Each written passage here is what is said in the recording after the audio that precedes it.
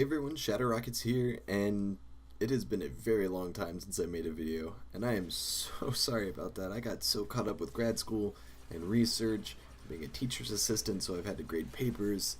It just took up all of my time. It's also very late at night. It's 1:30 a.m., so I'm sorry if this gets a little rambly. I do want to take a second, though, and say thank you so much for all the support you have all shown me. Uh, Shout out to Auto Sab most recently for kicking me in my tail. BG Ambition. Um, who's Tier 1 Productions? Brandon? No, thank you all. I couldn't believe it when I saw that I had over 100 subscribers. I was amazed. Just a year and a half, 2 years ago, I had 13 subscribers, and I was just uploading videos for fun, and I still am just uploading videos for fun. Every once in a while, I know it's been a bit of a break, but I'm enjoying this, and I hope you are too.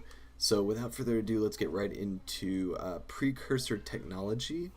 Now, I've already kind of covered almost everything to the extent of what we know about Precursor Technology, what with the mantle, the organon, star roads, but they use a concept that is called neural physics, neural stemming from neurons, I'm assuming, in which, theoretically, according to Halo lore, technically biological beings cannot comprehend that.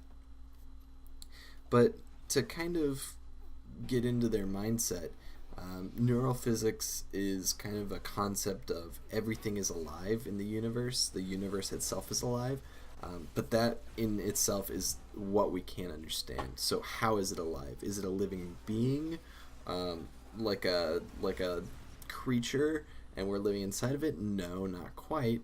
If that were the case, then we could understand it.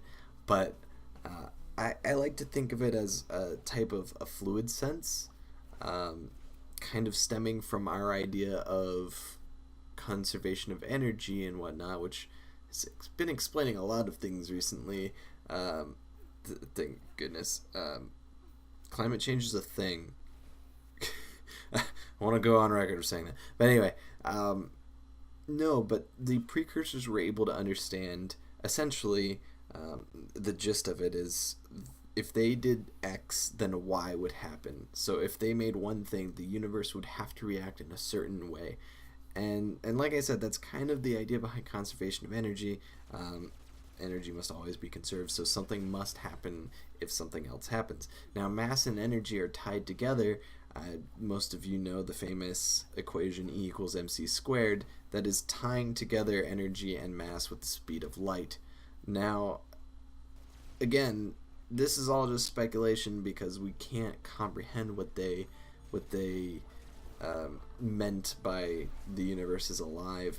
However, this brings up a good point, and I'd like to kind of focus on the mindset and the structure of a precursor.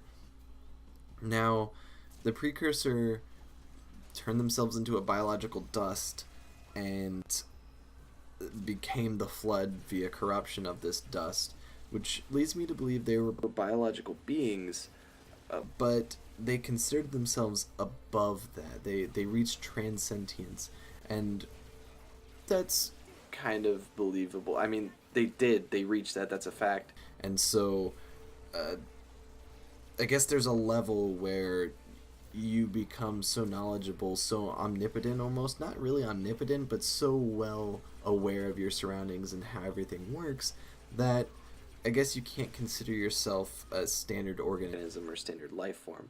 I'd also wonder, maybe they were able to kind of transfer souls from one thing to another. They were able to create planets. They were able to reverse evolution or further evolution for different species. They created species. Just crazy ideas, and tap directly into the consciousness of the universe, which is the organon. Sorry. So, in a sense, they were and they were not.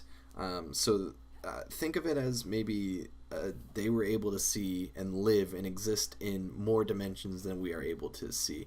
And this is kind of breaking away from my standard engineering and into theoretical physics, but technically what we can experience as people, 4 maybe 5, I don't quite remember exactly, dimensions, and that's what we live in, that's what we see.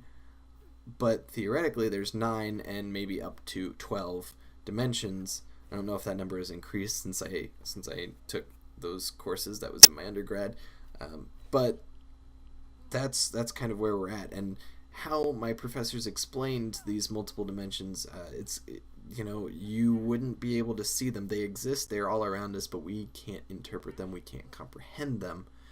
It's kind of like if you brought a snail or a slug up to our scale, they wouldn't be able to understand those other dimensions theoretically, because their world is a flat plane that it's short and doesn't, it's just not complex. They don't live in a complex world. So bringing them up to our scale, they might not even be able to see what we see, everything that we see. It might be blurry. You never know how their mind could interpret it, or a lack thereof of it, whatever it may be. So that's kind of the food for thought. Or maybe they just became mechanical beings, just from most of their equipment, their technology, their structures were a sort of biomaterial. So maybe they kind of worked with that material. Maybe they, I don't want to say worked like the flood, because the flood is a corrupted version of themselves, and a not perfect version of themselves, kind of like humans. But maybe they were so in tune with their surroundings that they were able to understand and communicate with those surroundings as well. Anyway, friends, if you like this video, don't forget to like, favorite, comment, and subscribe. I'd love to see your thoughts on this in the comment section below. I'll see you next time. Shadow Rockets out.